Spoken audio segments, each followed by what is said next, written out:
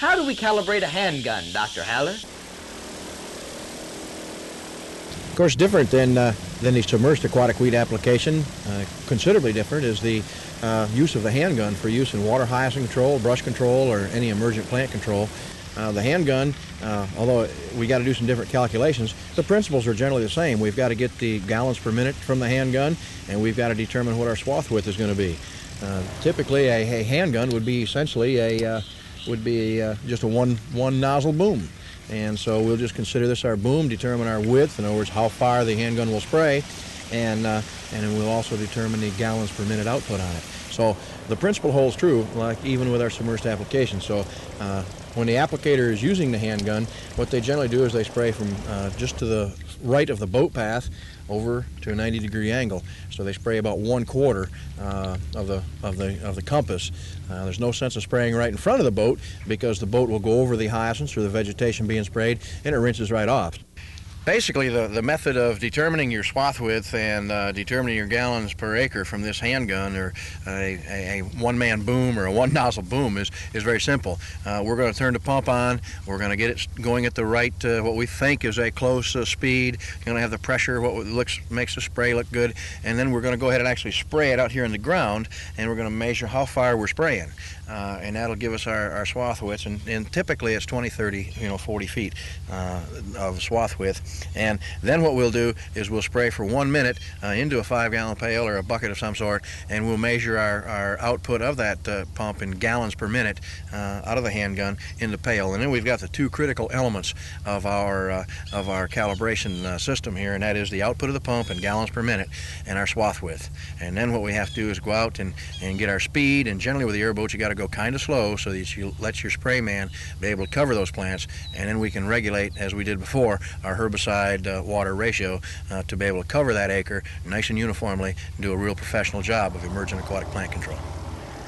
Doc's going to go out to the special acre to do a timing run. Let's take a quick moment to find out how many trips he needs to make to get a uniform coverage.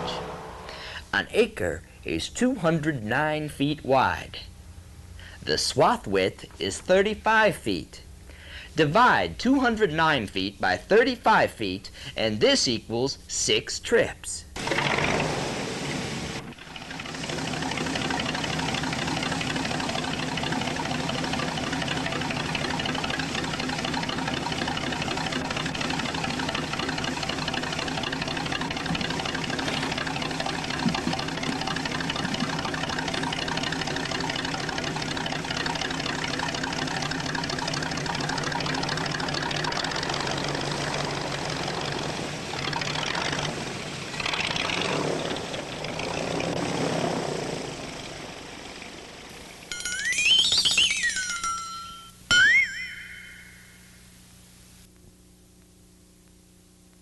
So the time to treat 1 acre is 14.3 minutes. We know we get 5 gallons a minute out of the pump.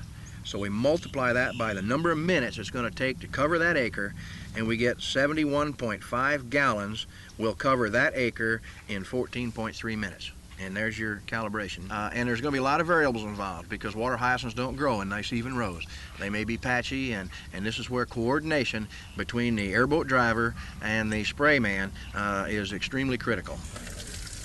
Okay, now that we've calibrated, we've determined that we're going to be spraying 71.5 gallons of total mix per acre on our hyacinths. That's what we determined in our calibration run. So the herbicide label calls for 1.5 gallons of material per acre, so we need to mix that with 70 gallons of water to give us our total 71.5 gallon tank mix per acre. So we have a problem though, and it's a pretty simple problem. We only have a 50-gallon tank, and we can't put 70 gallons of material or 71.5 gallons of material in a 50-gallon tank. So we'll divide everything by 2.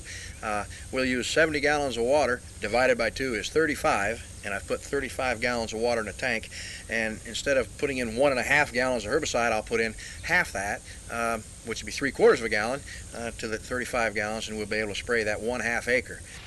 That was just like the boom. We determined output, swath width, and time.